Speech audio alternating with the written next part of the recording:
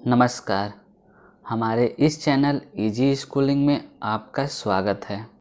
जैसा कि आपको पता है कि यूपी पेट 2025 की एग्ज़ाम डेट आ गई है, इसलिए अब आपके पास ज़्यादा समय नहीं बचा है।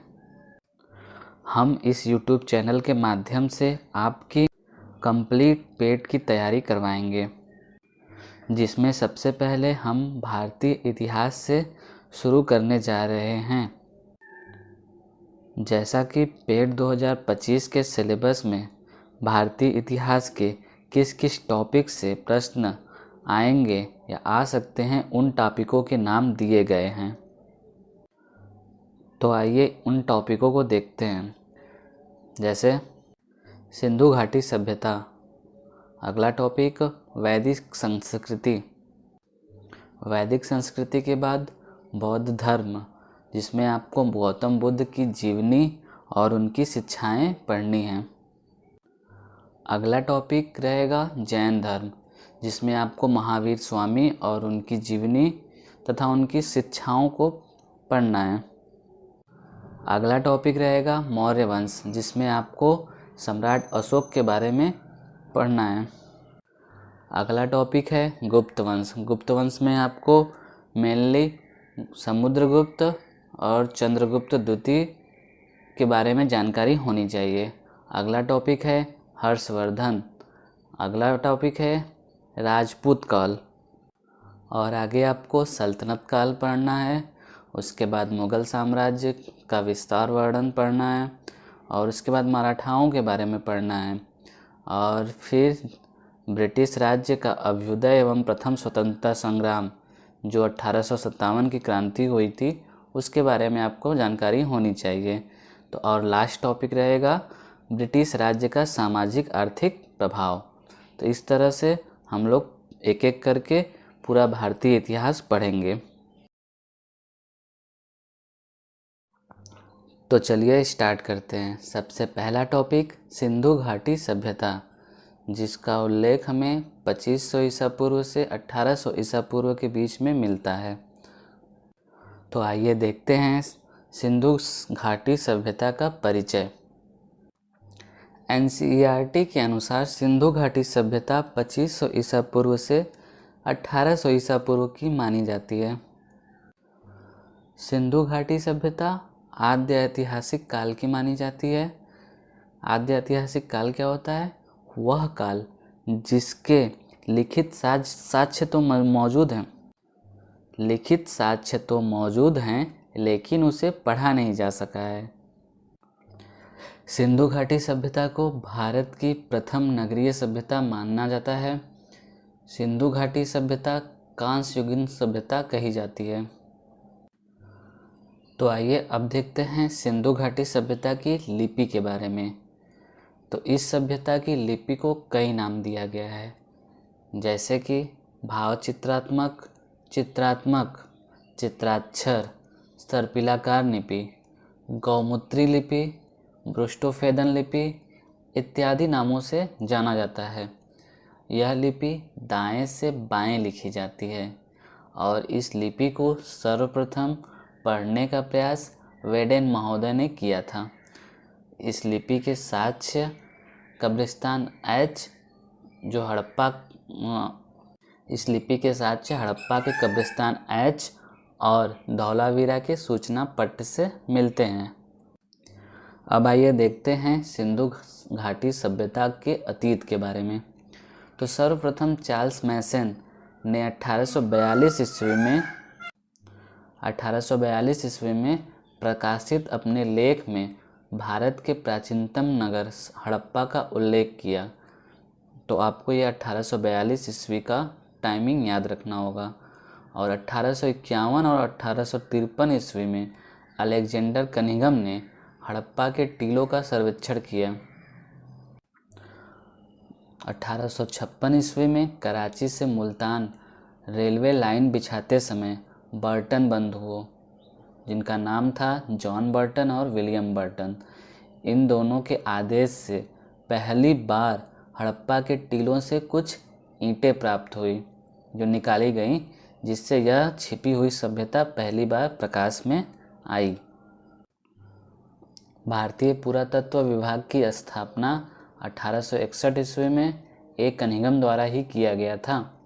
इसलिए ए कनिंघम को भारतीय इतिहास यानी भारतीय पुरातत्व का जनक कहा जाता है। ए कनिंघम को 1904 ईस्वी में लॉर्ड कर्जन, जिनका कार्यकाल 1899 से 1905 ईस्वी तक था, तो 1904 ईस्वी में लॉर्ड कर्जन ने भारतीय पुरातत्व एवं सर्वेक्षण विभाग की स्थापना की।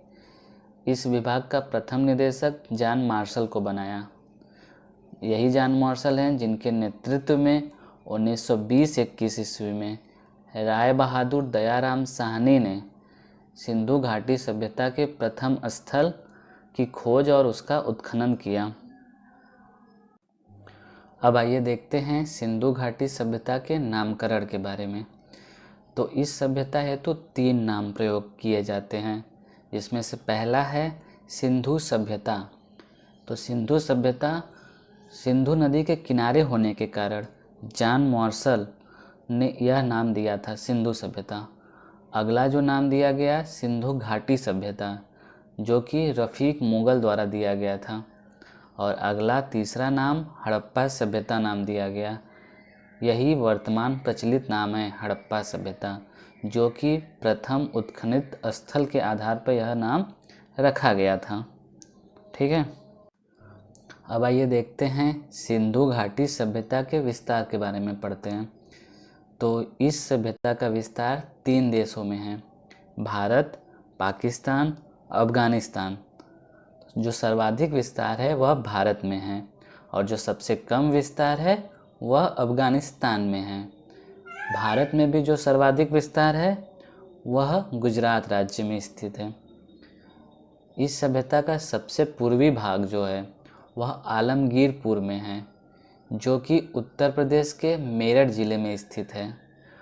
और यह आलमगीरपुर हिंडन नदी के किनारे बसा हुआ था। हिंडन नदी यमुना नदी की सहायक नदी है। अब आइए देखते हैं इस सभ्यता के सबसे पश्चिमी भाग को, जो कि सुतका गेंडोर है। सुतका गेंडोर पाकिस्तान के बलूचिस्तान में स्थित है और ये सुतका गेंडोर दास्क नदी के किनारे स्थित है।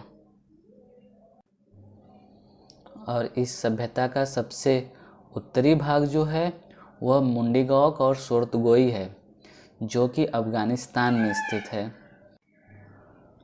इस सभ्यता का सबसे दक्षिणी भाग दैमाबाद है, जो कि महाराष्ट्र के अहमदनगर में है और यह प्रवरा नदी के किनारे है। प्रवरा नदी गोदावरी नदी की सहायक नदी है।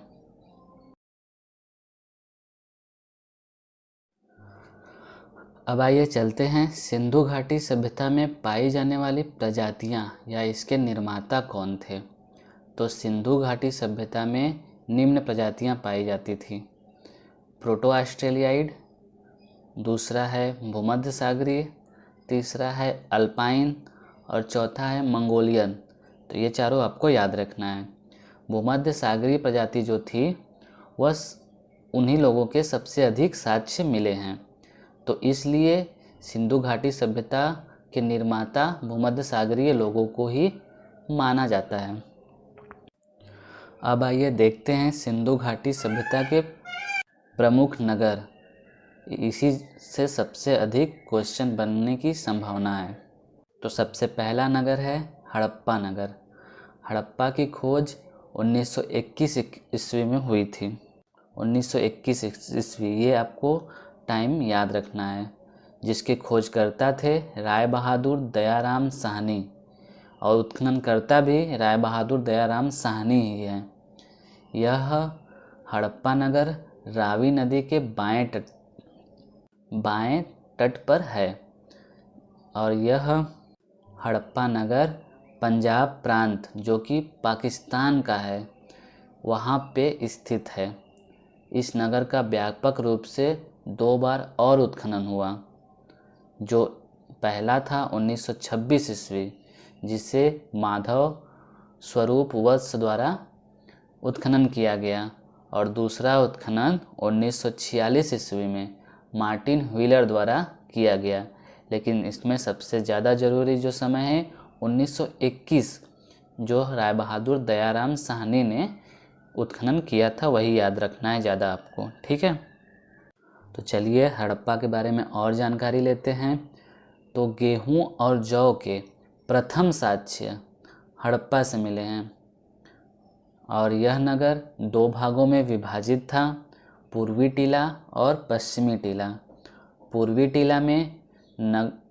टीला को नगर टीला कहा जाता था, जिसमें नगर के सामान्य नागरिक निवास करते थे, और पश्चिमी टीला को दुर्ग टीला कहा जाता था, जिसमें प्रशासनिक वर्ग के लोग निवास करते थे। मार्टिन व्हीलर ने पश्चिमी टीला को माउंट एबी कहा है। दुर्ग टीला से 12 अन्नागार मिले हैं। अन्नागार जहां अनाज रखे जाते थे। हड़प्पा नगर के मकानों के दरवाजे एक दूसरे के आमने सामने गलियों में खुलते थे। संपूर्ण नगर की सड़कें एक दूसरे के आमने सामने समकोण पर काटती थी। और ये जो समकोण पे काटती थी सड़कें, जिसे ऑक्सफोर्ड सर्कस पद्धति कहा जाता है। हड़प्पा से स्त्री के गर्भ से निकलते हुए पौधे की मिनमूर्ति मिलती है, जिसे उर्वरा देवी कहा गया है। और हड़प्पा से प्रसाधन मंजूषा मिला है, जो कि श्रृंगार पेटी, जिसका अर्थ श्रृंगार पेटी होता है। हड़प्पा से सर्वाधिक अलंकृत मोहरे प्राप्त हुए हैं। अलंकृत मोहरे, सर्वाधिक मोहरे तो मोहनजोदड़ो से मिला है, लेकिन सर्वाधिक अलंकृत मोहरे हड़प्पा से ही प्राप्त हुए हैं। इन मोहरों का निर्माण सेलखड़ी, जिसे स्टेटाइट बोलते हैं, उससे किया जाता था। इन मोहरों पर एक सिंघी बैल, हिरण, कुबड़दार बैल, भैंसा, पशुपतिनाथ इत्यादि का अंकन मिलता है। तो आपसे पूछा जाएगा प्रश्न में कि किसका अंकन नहीं मिलता है, तो उसमें सिंह हो जाएगा, कुछ और नाम दे दिया जाएगा। तो ये जो मोहरों पे अंकन है, बस यही 4-5 याद रखना है आपको कि एक सिंगी बैल का अंकन मिलता है, हिरण का, कुबड़दार बैल, भैंसा, पशुपतिनाथ इत्यादि का अंकन मिलता है। हड़प्पा के दक्षिणी भाग में कब्रिस्तान है, जिसे कब्रिस्तान एच नाम दिया गया है। और हड़प्पा का उल्लेख ऋग्वेद में भी मिलता है, जिसे हरयुपिया कहा गया है। तो यह नाम आपको याद रखना है, हरयुपिया। तो चलिए अब सिंधु घाटी सभ्यता के अगले प्रमुख नगर के बारे में जानते हैं, जो कि है मोहनजोदड़ो।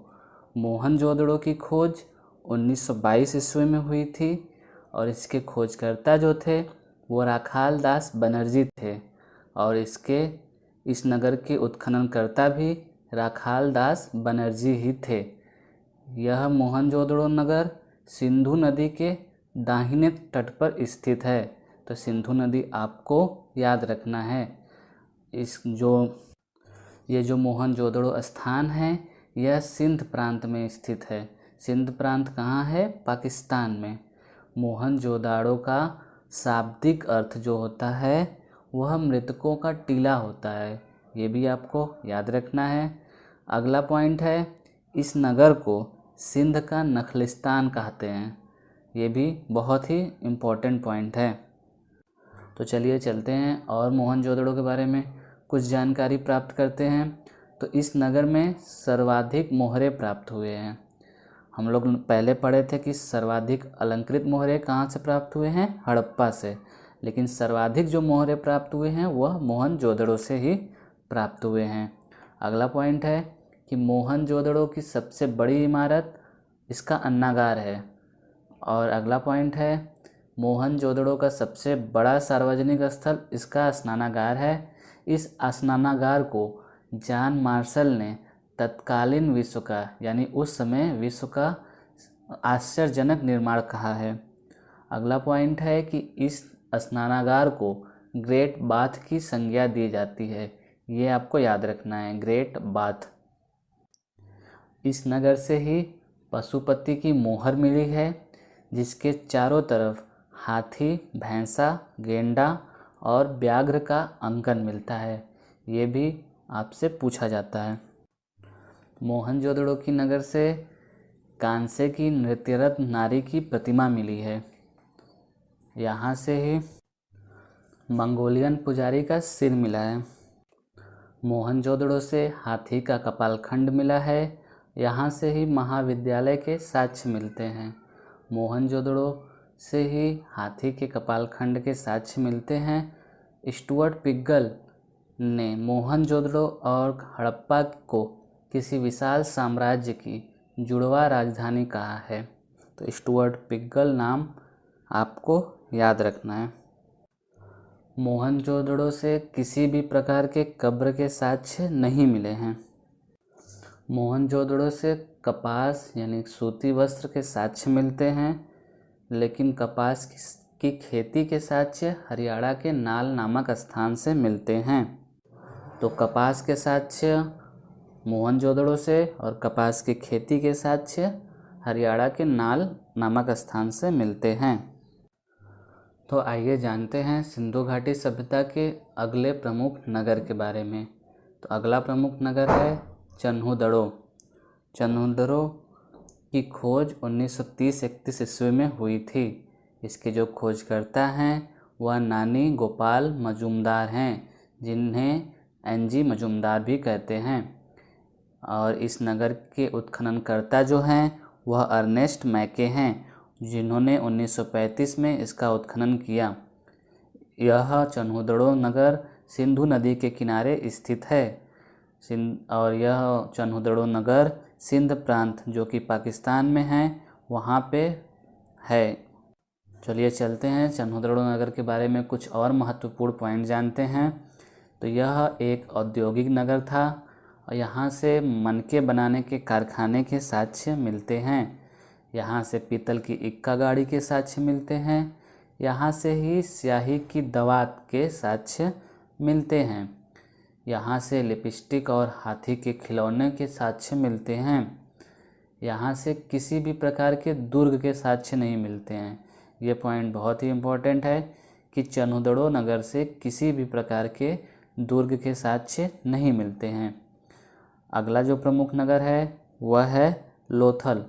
लोथल की खोज 1954 ईस्वी में हुई थी, जिसके खोजकर्ता रंगनाथ राव हैं। इसका उत्खनन 1957 ईस्वी में हुआ था। यह लोथल नगर भोगवा नदी के किनारे स्थित है। यह पॉइंट बहुत ही इम्पोर्टेंट है, भोगवा नदी। लोथल भोगवा नदी के किनारे स्थित है। लोथल गुजरात राज्य में स्थित है। और चलिए चलते हैं लोथल के बारे में कुछ और महत्वपूर्ण जानकारी लेते हैं। तो लोथल से चावल व बाजरे के प्रथम साक्ष्य मिलते हैं। तो ये पॉइंट आपको याद रखना है कि चावल व बाजरे के प्रथम साक्ष्य कहाँ से मिलते हैं, तो लोथल से मिलते हैं। अगला पॉइंट रहेगा कि यहाँ से चक्की के 2 पार्ट के साक्ष्य मिलते हैं। लोथल से ही हमें मनके बनाने के कारखाने के साक्ष्य मिलते हैं। मनके बनाने के कारखाने के साक्ष्य कई जगहों पे मिले हैं। अगला पॉइंट जो याद रखना है आपको कि यहाँ से बाट, माप, तौल, पैमाना के साक्ष्य मिलते हैं। लोथल से ही हमें खोपड़ी की शल्य चिकित्सा के साक्ष्य मिलते हैं।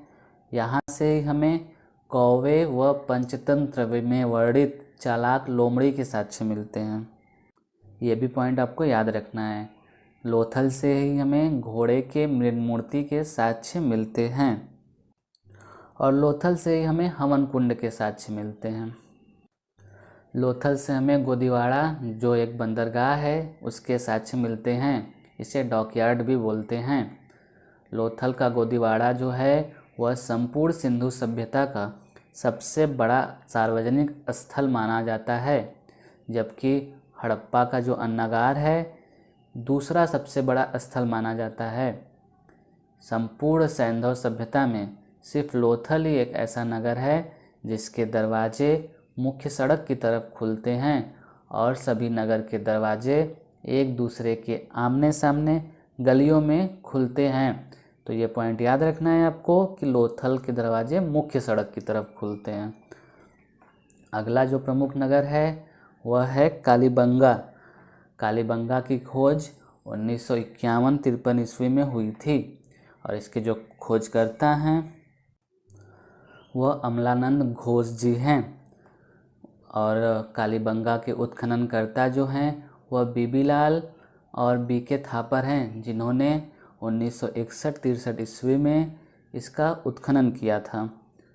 यह कालीबंगा प्राचीन सरस्वती नदी, जो कि घग्गर नदी के नाम से अब जाना जाता है, उसके किनारे बसा हुआ था। कालीबंगा जो है वह हनुमानगढ़, जो कि राजस्थान में स्थित है, वहाँ पे है। कालीबंगा का शाब्दिक अर्थ जो होता है वह काली चूड़ियाँ होता है।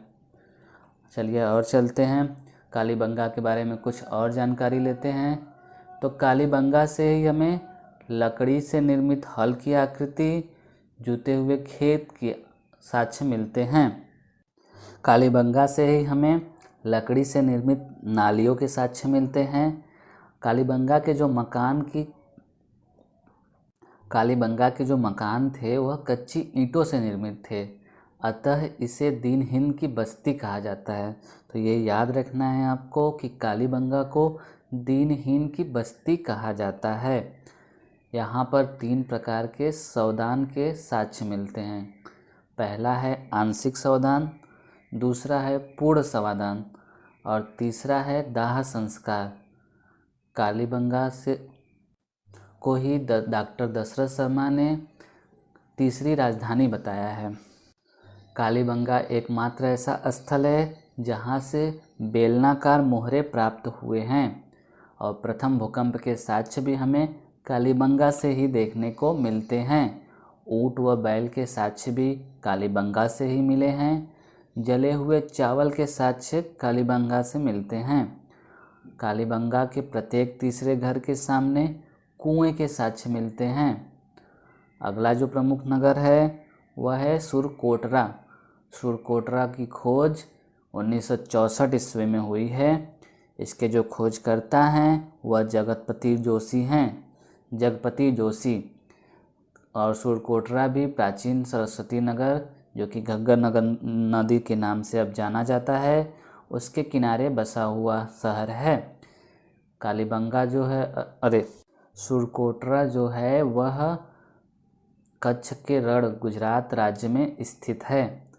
सिंधु सभ्यता के विनाश के साक्ष्य हमें सुरकोटरा से ही देखने को मिलते हैं।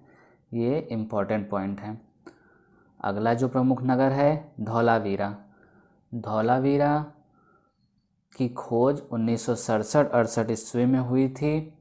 इसके जो खोजकर्ता हैं वह जगतपति जोशी जी हैं और इसके उत्खननकर्ता जो हैं वह रविंद्र सिंह बिष्ट हैं, जो 1991 ईस्वी में इस नगर की उत्खनन किए थे। धौलावीरा मानहर व मानसर नदियों के किनारे बसा हुआ है।